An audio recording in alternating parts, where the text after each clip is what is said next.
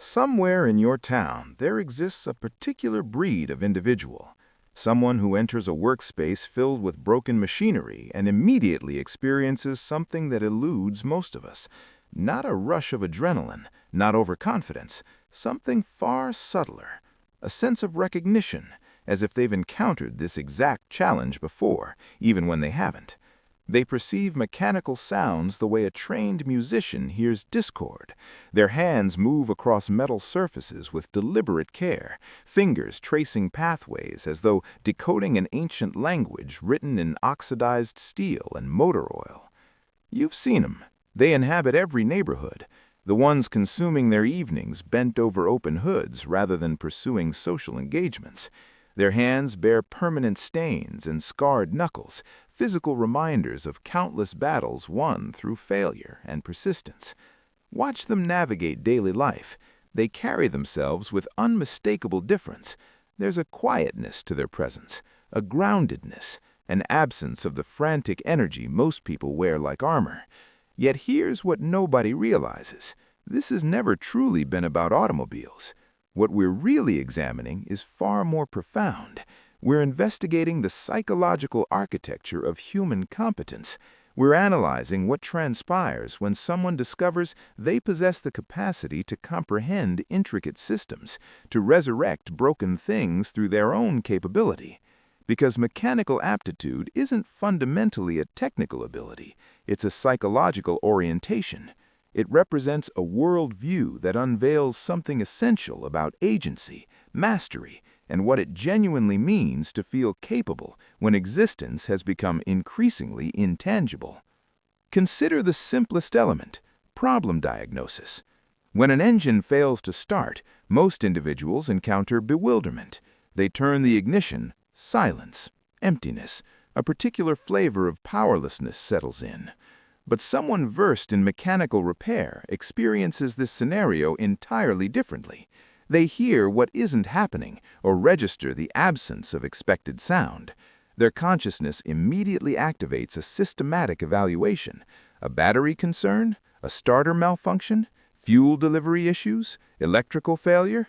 Their neural networks execute a logical progression, each observation eliminating possibilities methodically. This represents no supernatural phenomenon. This is disciplined analytical thinking rooted in what neuroscientists identify as an internal locus of control. This psychological construct means believing your circumstances result from your deliberate choices rather than circumstance or fortune. When machinery breaks, typical people interpret it as something happening against them. Fate has intervened. Chance has dealt them an unfavorable hand. But mechanically inclined individuals operate from a fundamentally different paradigm. They trust that sufficient investigation, proper questioning, and logical methodology reveal solutions to any complex problem. Mastery becomes achievable. This conviction, forged through accumulated small victories, transforms into their interpretive lens for all existence. Pause here. Recognize this. Someone who rebuilds engines has programmed their consciousness to accept certain truths. All challenges contain resolutions. Every system yields to understanding. Setbacks provide exclusively information, never finality. Each successful repair doesn't just restore functionality, it strengthens neural structures whispering, "I possess analytical capacity. I generate meaningful outcomes. My circumstances aren't dictated by external forces." In contemporary existence, where powerlessness prevails, where algorithms manipulate us, where institutional decisions constrain us, where systems exceed our comprehension, this internal conviction becomes profoundly anchoring. Yet something even more fundamental operates here. Psychology identifies this as cognitive mastery. Humans possess a deep psychological hunger to feel genuinely skilled. We require that sensation of understanding something substantive. We crave occupying expert territory, however modest. Contemporary living has made this increasingly elusive. We consume technological complexity we never comprehend. Digital devices function through mechanisms indistinguishable from sorcery. Economic systems remain inscrutable. Social hierarchies appear arbitrary. We traverse existence perpetually outside the boundaries of genuine understanding. The garage mechanic? They've attained something vanishingly scarce, authentic expertise governing sophisticated machinery. Comprehending engine mechanics represents genuine achievement. Understanding fuel atomization within cylinders, ignition sequencing, mechanical motion coordination, the synchronized choreography binding these elements, this constitutes transformation, movement from ignorance into illumination. Real understanding emerges. This comprehension isn't abstract or theoretical, it manifests physically, touchable, observable, improvable. Such mastery creates reinforcing cycles of confidence, extending infinitely beyond that workshop. Something else dwells beneath the surface, something entangled with personal narrative and emotional memory. Most people acquiring mechanical proficiency inherited it from someone, a parent, a relative, an influential neighbor. Associated memories hold profound significance, recollections of proximity to someone possessing knowledge they lacked, observations of competent hands moving with assurance, explanations illuminating previously mysterious phenomena. These memories possess substantive weight. Often they contain affection, or at minimum, serious attention. Someone allocated their time toward transmission of knowledge. Consequently, mechanical capacity transcends pure technique.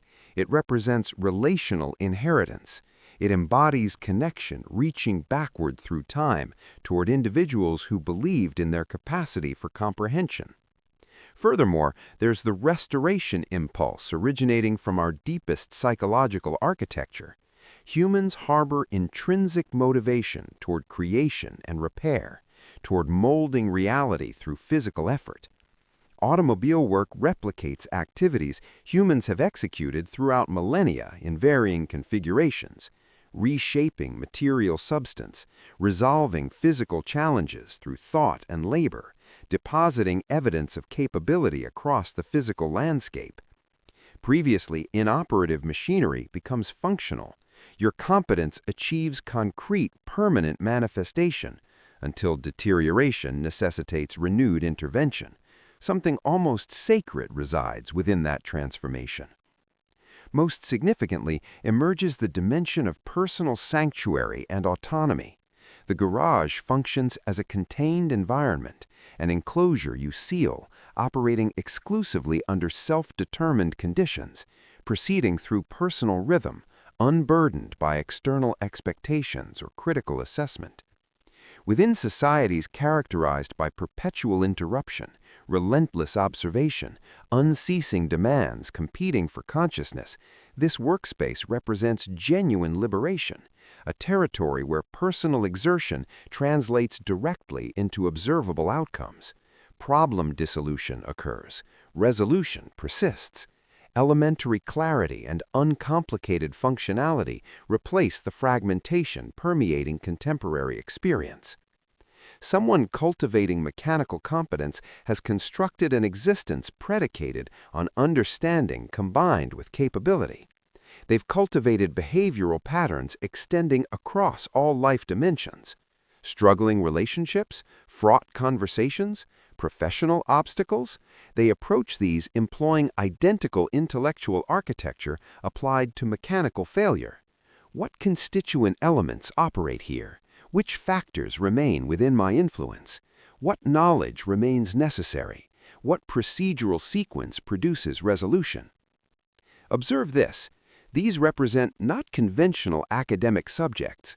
This emerges as persistent psychological orientation accumulating through extended hands-on engagement.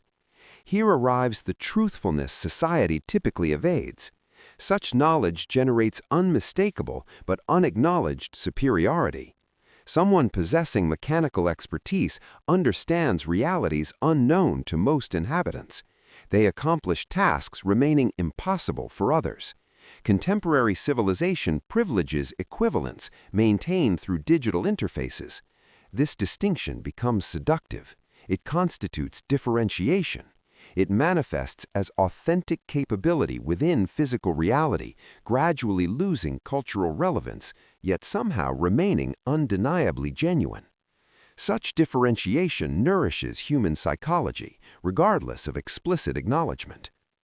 So encountering someone within a garage, Saturday darkness surrounding them, oil coating their skin, mental focus complete and absolute, you're witnessing something approaching optimal psychological fulfillment contemporary existence facilitates.